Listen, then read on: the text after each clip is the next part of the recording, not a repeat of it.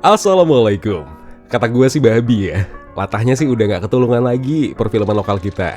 Cerita viral yang belum tentu benar aja udah sok-sokan dibikin jadi film terus pakai embel-embel kisah nyata. Lo lihat sekarang itu kisah Vina antukin pala adik ke trotoar. Asli? Yang kesurupan kemarin mana? Mana? Indigo.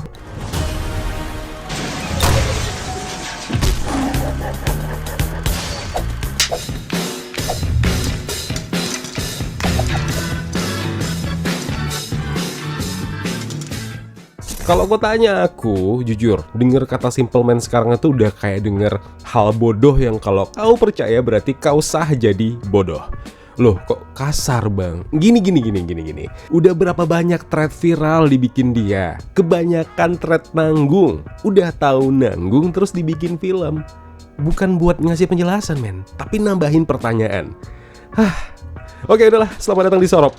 Film yang buktinya kalau ide mentah bisa jadi horor setengah matang.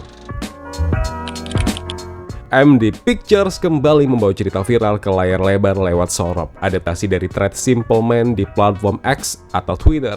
Ceritanya tentang kakak adik ada Hanif yang diperankan Hana Malasan dan juga Isti yang diperankan Yasemin Jasem yang tinggal di sebuah rumah di desa terpencil setelah Pak D. Khoir yang diperankan Egy Fadli yang mendadak wafat dengan cara yang gak jelas. Ya mereka awalnya cuma mau ngurus pemakaman Pak D, tapi malah dihantui sosok mistis yang muncul saat Sorop atau waktu menjelang maghrib.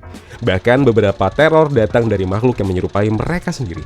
Semua ini ternyata berhubungan dengan ritual kuno Poso Sorop, puasa ekstrim makan tanah kuburan buat komunikasi sama arwah.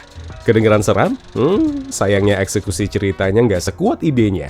Film ini lebih banyak muterin jumpscare yang basi dengan teror repetitif tanpa penjelasan yang bikin plotnya masuk akal. Visualnya keren, tapi itu nggak cukup buat nutupin cerita yang kosong. Yuk kita kuliti semuanya.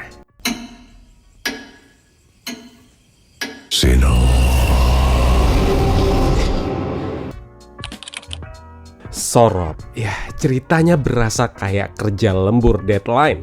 Idenya sebenarnya lumayan, ritual poso Sorop yang seram dan budaya lokal yang jarang diangkat. Tapi eksekusinya, plotnya kayak nasi goreng tanpa garam, kering, hambar, dan nggak nyambung. Ritual mistis ini cuma disinggung lewat hal-hal yang sekedar numpang lewat, bikin alasan terornya jadi nggak jelas. Bahkan kenapa Hanif dan Isti ini diganggu? Kenapa mereka? Karena mereka kebetulan ada di sana. That's it. Klimaksnya setipis recehan. Film horor harusnya bikin kita deg-degan menuju klimaks. Tapi di Sorop klimaksnya malah kayak naik wahana yang gak jalan. Udah capek nunggu sesuatu yang bikin merinding. Pas klimaks malah cuma kayak lo udah selesai. Gak ada ledakan emosi atau twist yang bikin kita tuh mikir. Malah berasa kayak nge-skip ending film yang beneran. Kemudian yang selalu dicari orang kalau ngomongin film horor adalah jump scare. Hai guys, jump scare di Sorop, ya begitulah. Kalau horor udah mentok idenya, biasanya fallback ke jump scare. Dan Sorop nggak cuma fallback, tapi ya kelelep di situ aja. Satu teror selesai, lanjut ke jump scare berikutnya. Kayak playlist lagu lama gitu yang diulang-ulang. Bedanya, ini nggak bikin nostalgia. Bete coy, bikin bete yang ada. Kemudian soal karakter Hanif dan Isti. Mereka protagonis yang gak bikin kalian peduli. Latar belakang mereka tipis banget, kayak lembar jawaban ujian anak SD. Dialognya gak kasih kita alasan buat simpatik. Dan chemistry mereka berdua juga gak bikin greget. Alhasil ketika mereka diteror, ya reaksi kita cuma oke. Diteror? Ya takut. Kemudian soal pacing yang bikin ngulet.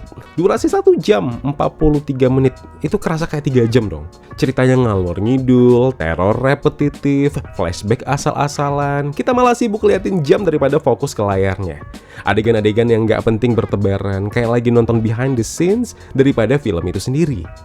Kemudian, ini hal yang jelas kalian akan notice. Sebelum nonton filmnya, kalian kan nonton trailernya. Di situ aja kalian udah lihat sendiri gimana trailernya. Gelap, ya emang gelap. Rumah tua yang gelap itu wajar untuk horor, tapi Sorop bikin settingan gelap banget sampai kita kayak ngelihat layar mati. Bukannya bikin suasana tegang, malah bikin mata lelah. Mata tuh capek, berusaha cari detail yang gak ada. Kenapa sih harus gelap? Suka kali gelap-gelapan. Tapi tenang, film Sorop tetap ada bagusnya. Yuk, aku jelasin satu-satu. Visualnya niat, ya walau jadi kontras salah sama ceritanya. Kalau ngomongin visual, ya ini film lumayan sih. Ya tahu sendiri kayak mana film-film horor AMD Pictures ya kan. Permainan refleksi kaca, blocking dinamis di rumah tua, ada ya bikin kesan mistisnya dapet lah, masih dapet. Tapi ya itu sayang banget, visualnya cuma jadi hiasan buat cerita yang kosong. Kayak bungkus kado mewah, pas dibuka isinya cuma batu. Kan nggak ada otak kau. Kemudian soal editingnya, ya siapa sih yang nggak tahu AMD Pictures itu walaupun ya emang ceritanya alah kosong gitu kan, tapi emang desain produksinya, editingnya bagus. Editingnya bisa dibilang salah satu yang menyelamatkan muka film ini. Transisi antara adegan tuh rapi dan nggak bikin bingung. Sayangnya sekali lagi, aku bodo amat ya, kau mau marah apa enggak.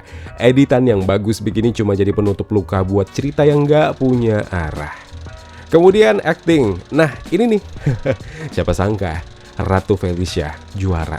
Dari semua pemain, Ratu Felicia justru yang mencuri perhatian. Iya, tahu banget Ratu Felicia. Tapi beneran dong, setiap dia main film horor, setiap dia ada, lihat aja deh intonasinya, ekspresinya.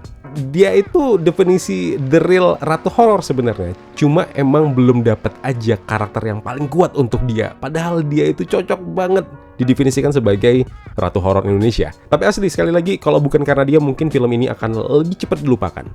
Kemudian pengenalan budaya yang ya memang sih setengah niat. Film ini sebenarnya punya potensi besar loh buat ngenalin ritual poso sorop atau puasa sorop ke publik lebih luas, walaupun eksplorasinya tanggung banget. Bukan tanggung banget sih sebenarnya, emang terlalu tipis. Ya at least ada usaha lah buat nge-highlight budaya lokal. Ya sayangnya itulah keburu ketutup sama repetisi jump scare dan alur yang tidak jelas. Kemudian soal opening scene-nya yang sebenarnya menjanjikan, terasa sesak dan bikin tegang, tapi kayak hubungan toksik sih. Makin lama makin kelihatan belangnya. Apa yang awalnya bikin excited malah bikin kita bertanya-tanya, kenapa gua buat nonton ini dari awal? Ya sudahlah. Oh ya, satu lagi lupa banget. Acting pemain utamanya, jangan lupa mereka ya, Hana Malasan dan juga Yasamin Jasem. Mereka tetap ngasih usaha maksimal untuk ngebawa cerita ini. Ya emang naskahnya nggak dukung, tapi acting mereka masih sangat bisa dinikmati, walaupun ini bukan performa terbaik mereka.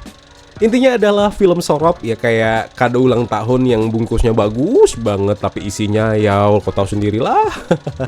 Meskipun visualnya bagus, kece, editingnya rapi, ceritanya nggak jelas, jump scare-nya basi, karakternya datar, dan ini bikin filmnya lebih cocok buat dijadikan bahan roasting sih, ketimbang direkomendasikan ke kalian. Kalau kau mau nonton ya siap-siap aja dapat pengalaman horor yang nggak serem, tapi ya mungkin bisa capek mental sih. Dan jadi pertanyaan adalah, are you serious? Kidding me? Filmnya Upi? Talah. Ya udah, kalau kalian setuju dengan video review ini silahkan like videonya. Kalau kalian tidak suka ya udah silahkan dislike juga nggak apa-apa. Kalau kalian bertanya aku kemana aja, aku sakit, baru keluar dari kandang. Doain ya supaya makin sehat ya, amin. Kalian juga sehat-sehat. Oh, jangan lupa ya untuk share pendapat kalian di kolom komentar biar kita bisa diskusi bareng-bareng mengenai film Sorop ini. Dan jangan lupa juga untuk subscribe channel Kawan Review biar bisa tembus 100.000 subscribers. Nggak sampai 100.000 tahun ini. Gak apa-apa. Thank you untuk supportnya semuanya. Kalau begitu aku Zain pamit undur diri. Kita ketemu lagi di video review berikutnya. Wassalamualaikum.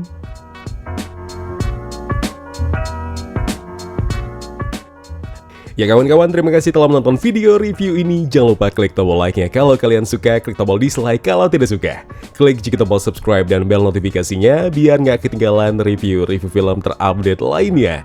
Kalau gitu aku Zain pamit undur diri. Terima kasih, jaga kesehatan, tetap positif, dan jangan lupa bahagia.